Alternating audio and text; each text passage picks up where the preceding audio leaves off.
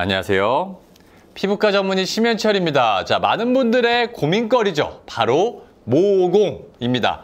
최근 모공 치료의 패러다임이 바뀌고 있다는 사실 알고 계신가요? 자, 제가 예전부터 레이저 회사 대표분들에게도 강조했던 내용이 뭐냐면 모공을 치료하려면 를 건드려줘야 된다라는 것입니다. 자, 오늘은 그 비밀을 제가 살짝 알려드리겠습니다. 즉, 모공 치료를 할 때 왜 이제까지의 치료들은 이렇게 효과가 좀 떨어졌고 앞으로는 어떻게 접근을 해야지 가장 효과적인지에 대한 제가 최신 지경과 저희 병원의 노하우를 제가 알려드리는 시간을 갖겠습니다. 자, 수많은 모공 치료들 속에서 진정한 차이를 만들어내는 바로 핵심 비법이 무엇일지 지금부터 그 비밀을 알려드릴 테니까 마지막까지 집중해서 봐주세요. 자, 첫 번째는 바로 이 진피층에 대한 비밀인데 모공 치료의 핵심 타겟은 어디일까라는 것입니다. 자, 우리의 피부는 표피, 진피, 그리고 피하 지방으로 크게 나뉘지만 모공의 구조와 치료 효과를 이해하는 데 있어서 가장 중요한 부분이 어디냐면 바로 진피층입니다. 자, 진피층은 다시 두 개의 주요 부분으로 나뉘거든요. 피부 표면 바로 아래에 위치하며 혈관과 신경이 풍부한 유두진피, 그 아래 피부의 견고함을 지탱하는 두꺼운 콜라겐 섬유다발로 이루어진 망상진피입니다. 자, 많은 모공치료 시술들이 여러 가지 피부를 메꿔주는 시술들을 통해서 모공을 줄인다고 이야기를 하죠. 막 이 부분에 자극을 줘가지고 피부를 막 메꿔준다. 자, 하지만 여기서 한 가지 중요한 의문이 생깁니다. 자, 과연 이러한 시술들이 제대로 된 위치에 콜라겐 생성을 유도하고 있는가 하는 점이거든요. 일반적인 주사 시술에 사용되는 바늘의 끝을 한번 상상해 볼게요. 어떻게 돼 있죠? 이렇게 삼각형으로 돼 있죠, 끝에. 왜냐면 피부를 뚫고 들어가야 되니까 끝이 이렇게 날카로운 삼각형 모양으로 되어 있습니다. 자, 이 바늘이 피부 표면을 뽕 통과해서 진피층에 도달하는 순간 이미 모공이 주로 위치하는 진피층의 가장 윗부분인 이 유두진피를 지나서 그 아래의 망상진피에 도달할 가능성이 매우 높습니다. 이해되세요? 즉, 바늘이 이렇게 삼각형으로 끝이 되어 있으니까 피부 표면을 뽕 뚫는 순간 이미 벌써 이 진피의 중하방부인 망상진피에 도달했을 가능성이 높다는 것입니다. 즉, 주사를 이용해서 콜라겐 생성 물질을 이렇게 주입할 때 대부분의 시술들은 콜라겐을 증가시키는 그 타겟 위치가 어쩔 수 없이 이 피부의 이 상부의 유두진피가 아니라 어쩔 수 없이 망상진피라는 거예요. 진피의 중하층부에 국한될 수밖에 없다는 사실이죠. 자, 이 모공의 입구 주변을 직접적으로 감싸고 지지하는 모낭주의 진피라는 조직이 있는데 이게 바로 유두진피와 이 망상진피 상부까지 이렇게 걸치거든요. 그러니까 대부분 유두진피고 망상진피의 상부에 살짝 걸쳐서 존재하는데 자, 이곳에 콜라겐과 엘라스틴이 튼튼한 지지대, 우리 영어로는 이제 스카폴딩이라고 하는데 튼튼한 지지대처럼 이렇게 모공 입구를 꽉 조여주고 있어야 모공이 작고 촘촘하게 유지가 됩니다. 자, 또한 우리가 미용적으로 개선해야 하는 이 넓어진 모공의 문제가 실제로 이 모낭 전체의 문제가 아니거든요. 이 피부 표면에 가까운 모낭의 상부 주변에 지지하는 피부 조직이 무너져서 생기는 게 바로 모공이 넓어진 건데 그러므로 우리는 콜라겐을 자극하는 물질이 그냥 깊숙이 쭉 주입될수록 이 모공 주변 조직에 직접적인 콜라겐 생성을 유도하기보다는 넓게 퍼져서 다른 조직에 영향을 줄 가능성이 커진다는 것입니다.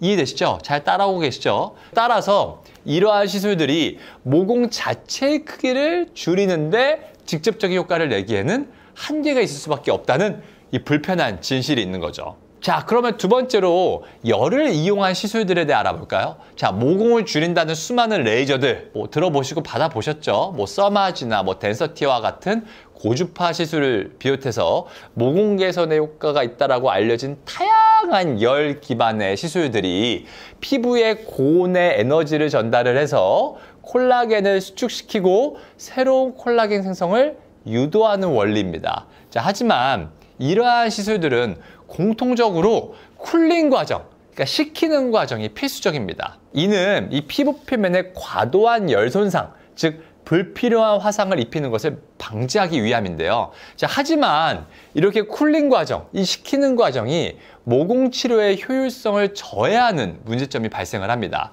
피부 표면에 열을 효과적으로 이렇게 계속 식혀야 되잖아요. 우리가 화상을 입을 수 있으니까. 근데 정작 우리의 열 에너지를 줘가지고 이 콜라겐 재생을 유도하는 이 모공이 위치하는 이 진피층의 최상단, 즉 유두진피까지도 열이 어느 정도는 함께 식혀져 버린다는 것입니다. 그러니까 충분한 열 에너지가 전달되지 않으면 당연히 콜라겐의 변성 및 재생 효과가 미미해질 수밖에 없겠죠. 마치 충분히 뜨거워져야 하는 음식이 조리 중간중간마다 쿨링으로 식어버려서 제대로 익지 않는 것과 비슷합니다. 자, 결국 이 진피의 최상단부가 충분한 열 에너지를 받지 못하게 되어서 우리가 기대하는 정말 진정한 콜라겐 재생 및 모공 축소 효과를 온전하게 발휘하기는 어려워진다라는 것이죠. 그래서 앞에서도 제가 말씀드렸지만 넓어진 모공의 문제는 모낭 전체의 문제가 아니라 피부 표면에 가까운 모낭의 상부 주변을 지지하는 피부 조직의 문제다라는 것이고, 이건 결국 열 기반으로 하는 시술들이 모공 치료에 있어 가지는 본질적인 한계점일 수밖에 없다는 것입니다. 자, 그러면 모공 치료의 효율을 높이는 치트키는 뭘까요? 두 가지의 한계점을 말씀드렸죠. 이 모두 극복하고 더욱 효과적인 결과를 나타내는 방법은 바로 무엇일까요? 정리를 해보면 첫 번째는 피부의 최상단 부분을 건드릴 수 있어야 되고, 두 번째, 열을 너무 식히거나 하는 작용이 없이 콜라겐만을 자극할 수가 있어야 되겠죠. 이 두 가지가 충족이 돼야 되겠죠. 자, 그러면 최신 모공 치료의 트렌드는 바로 이 물리적인 압력을 정교하게 이용을 해서 이 피부의 표층 부위에다가 아주 미세한 구멍을 만들어주는 겁니다. 이 열이나 주사바늘 없이 오직 그냥 강한 압력으로 미세한 구멍을 만든다면 그 구멍에서 새로운 콜라겐이 채워지면서 그 주변이 쪼여질 수가 있겠죠. 이해되세요? 자, 심지어 콜라겐 형성 물질을 그 구멍에다가 그렇게 구멍을 넣어주면서 같이 넣어준다면 어떻게 될까요? 미세하게 공기 압력으로 구멍을 냈는데 심지어 거기에 주베르과 같은 콜라겐 형성 물질이 같이 들어간다면 피부 모공 주변의 이 얕은 피부층의 밀도가 높아지면서 쫀쫀해지겠죠.